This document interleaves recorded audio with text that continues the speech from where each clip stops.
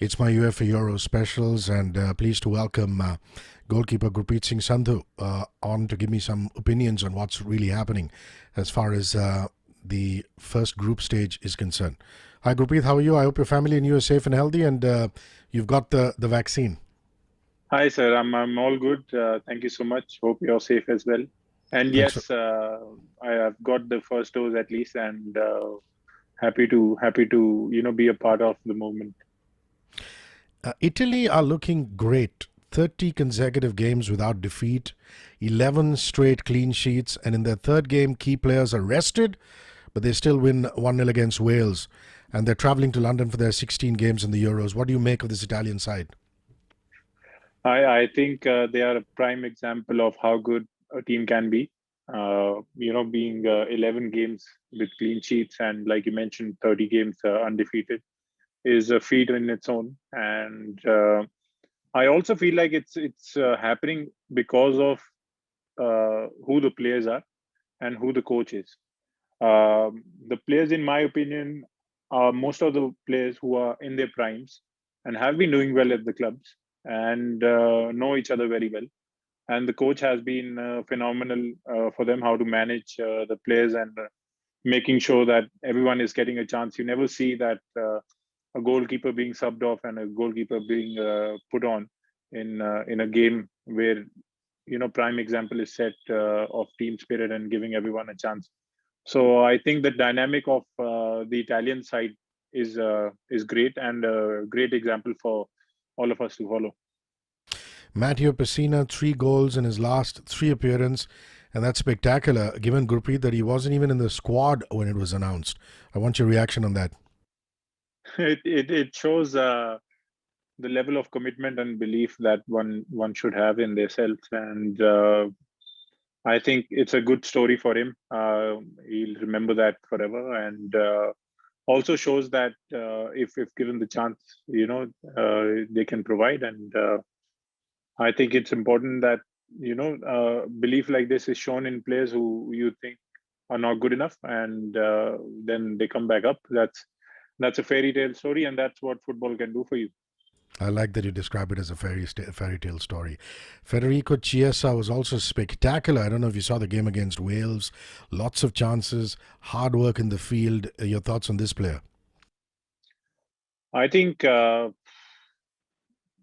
level of intensity and the grit that these players are showing, especially playing against even not so stronger teams like Wales, is important because when you're a high level player, you're playing for a good team. It's very easy to lose that concentration and focus and take it easy. But it has been drilled into the minds of these players that you have to respect every opponent, but also not let them play.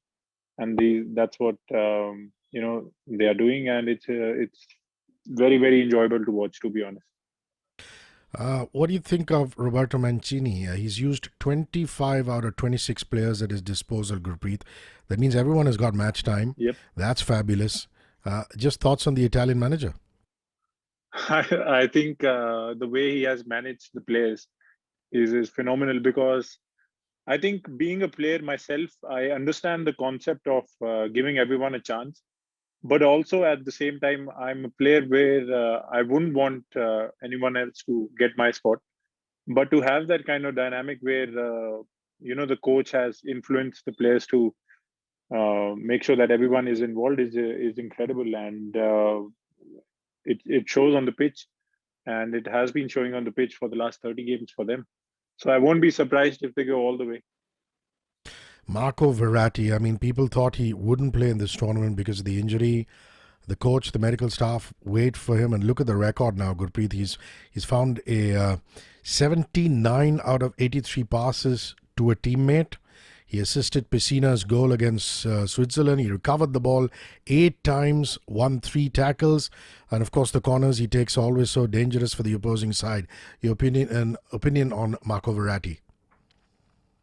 I think for Marco Verratti, it's important to know how important a player he is, because you look at him and you see that, oh, he's a short height player, and it might not be that much. He might be, just a pocket rocket and won't be that effective. But when you see him getting physical and playing these games against big fellows, it's very very nice to watch. And I think the kind of confidence he must be rubbing on the players around him is so crucial. Not only because of his passing, but I think he has these leadership quality as well in him. Wearing the captain's armband and going out there is important for him as well, because he's the senior member in the team. Also, when a player like him and his caliber comes back from an injury, they always have a point to prove. And like you said, with the assist and the number of passes that he has made, he's doing that, and hopefully, he keeps starting games. Gurpreet, let's move on to goalkeeping and Wales. Since we're in this particular group, you must have loved Danny Ward's display against Italy. Some amazing saves. A little bit about Danny Ward and also other goalkeepers who have impressed you in the tournament. So start with Ward and then go on to the other goalkeepers. I think definitely, I'm glad that you mentioned Danny Ward, because many players and many people thought that he might not even start the next game after that game against Italy, because he came in as a substitute goalkeeper, as a replacement, I would say, as the first goalkeeper was injured. And the way he has cemented his place throughout the Euros is incredible. He's very very agile, and he's the kind of keeper who you look at him and you see that he oozes confidence. I definitely feel that he's better than Pickford, and I think the other goalkeepers that I must say have always impressed me. Manuel Neuer and Donnarumma especially, because in this Italy side, uh, although there are not many attacks that they concede, but whenever they do, he's always there. And the kind of calmness he also shows while the ball is passed to him, and he easily just looks up. He's lanky and he just passes it the other way. Is amazing to watch. So these are the three keepers which I feel like have impressed so far. Wales started off the Euros saying they want to be second in Group A, Gurpreet, and they've done exactly that.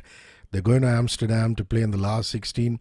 I know Gareth Bale missed a chance against Italy, but veterans have done well overall. Aaron Ramsey played all three games, and now they have some time to rest 1 week before the last 16. Your thoughts on the Wales side? I think no one saw Wales coming through and making it this far.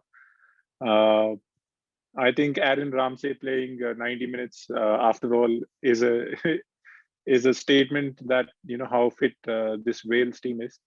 Uh, they have some good ball players. You see, they have Gareth Bale and all these players that they uh, can influence the ball and manipulate the ball. But you see all of them coming together and defending as a unit, even going 10 men down.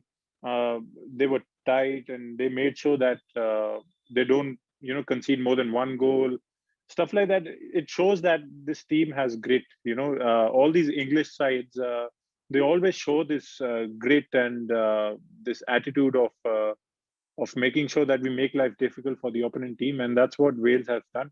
They might not have been the best teams in quality, but they've shown so far that grit and hunger can be one of those things which can take you out of the groups. Let's move to the Netherlands. Wijnaldum has become the first Dutch player since Ruud van Nistelrooy to score 3 goals or more at the Euros.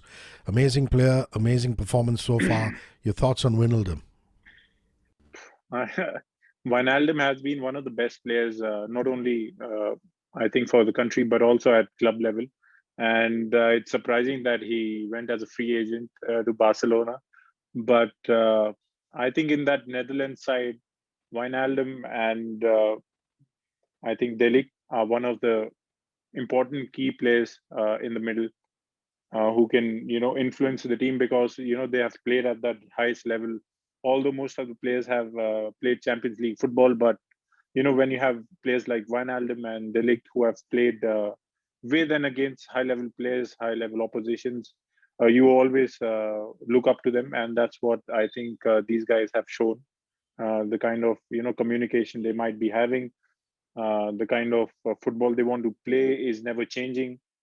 Although um, they they want to have ball possession, they make sure that they finish all their attacks. That's what I think Spain have failed to do. I think Netherlands has been the second team with most passing and most possession other than Spain, but Netherlands have made sure that they finish their attacks and probably get some goals from there.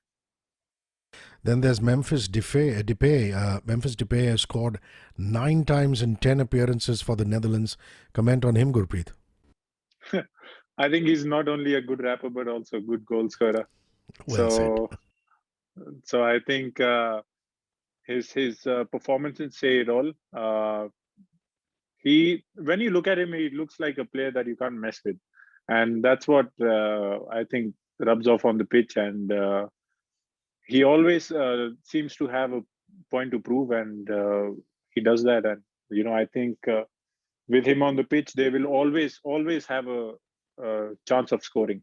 When they have Wijnaldum and Delic, you have that security that they might not concede. But with Depay, I think they'll always have a chance to score. Frankie de Jong, even somebody like Denzel Dumfries, solid in defense, scored twice for the Netherlands. Those players, I'd like your thoughts on them. See, when you mention these players, Frankie de Jong and Dumfries, they are the players who work behind the scene for me. They are the players who might not take the spotlight like Wijnaldum and Memphis Depay.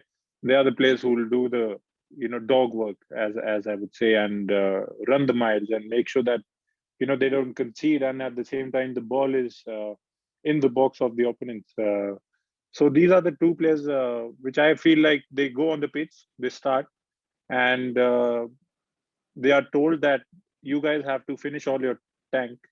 You have to, even if you play 70 minutes, 80 minutes, 65 minutes, you have to give it all, and then we'll change you. That's what has happened with them in the games. They have given their all and made sure that they have put Netherlands in a spot where they can score and make sure that the results go their way. Denmark, they were amazing, weren't they, Gurpreet, against the Russians? What attacking football. Oof. Andres Christiansen, Joachim Male, Mikkel Damsgaard, Poulsen, and also, just tell me instantaneously what you thought when what happened to Christian Eriksen happened on the pitch. So a little bit about the Danish squad, please. I'll tell you the story behind it is I think we were in Qatar and we were playing our game as well on that day, and the moment the game finished, we came into a dressing room, and after everything settled down, when we opened the phone, the first thing that you saw in the news is Christian Eriksen, something happened. And you see that people are tweeting and there are things all out. It was really really scary, and to see that something happening to a player at that level, where you have the top notch facilities, you're given everything basically, and you're one of the best paid players in the world, and still things can happen.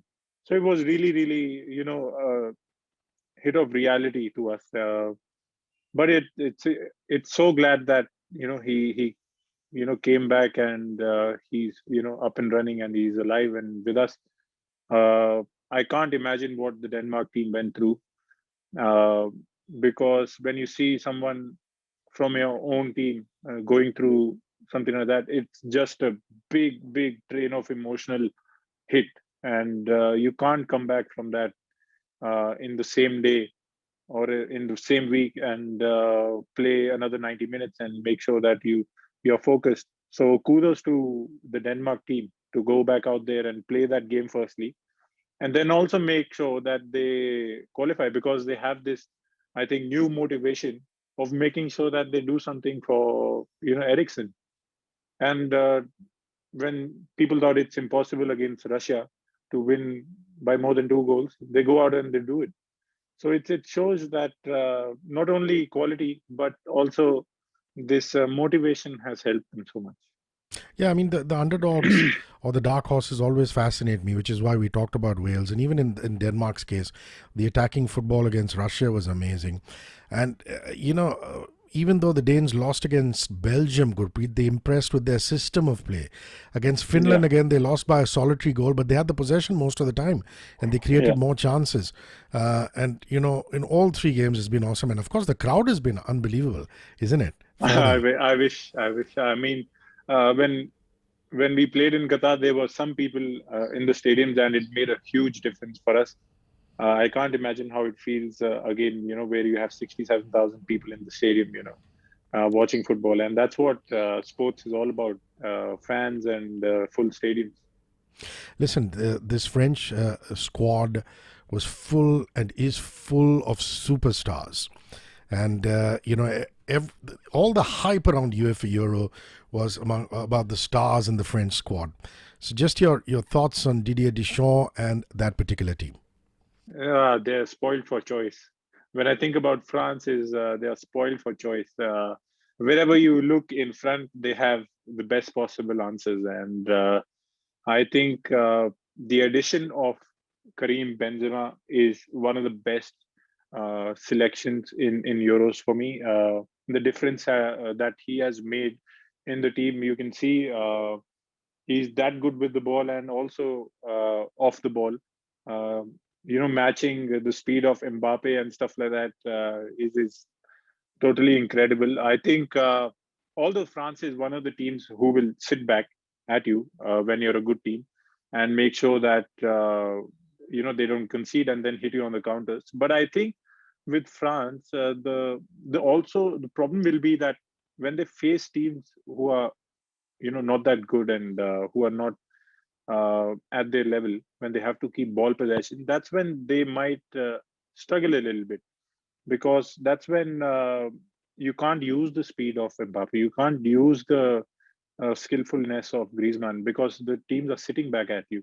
So they need to make sure that they find a way to solve this situation when they play good teams, when they are going to face teams in the round of 16 and maybe progress from there onwards.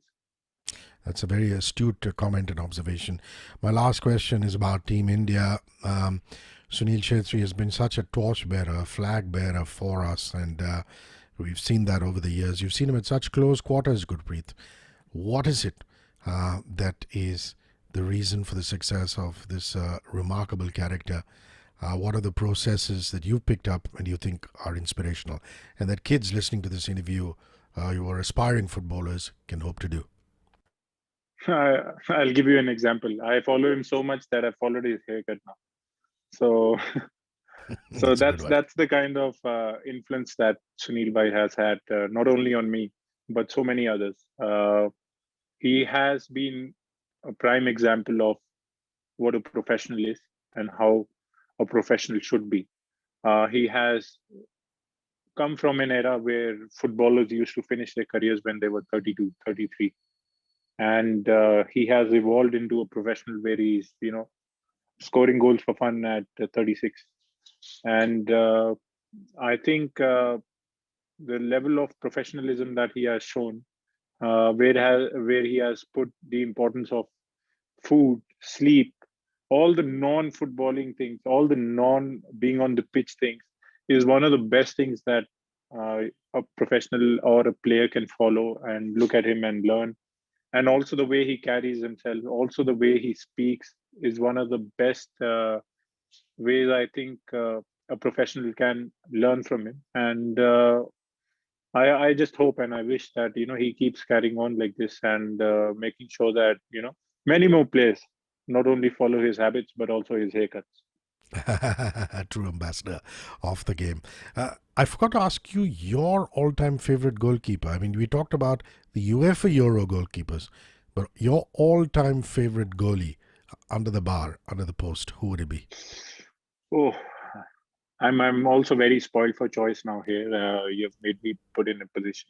Uh, I think for me, when I was growing up, I was following Edwin Mendoza. I used to watch all the games that he played for Man United, I used to think that I'm Edwin Mendes. I wanted to be like him. I used to think that I'm as tall as him. I wanted to wear kit like him.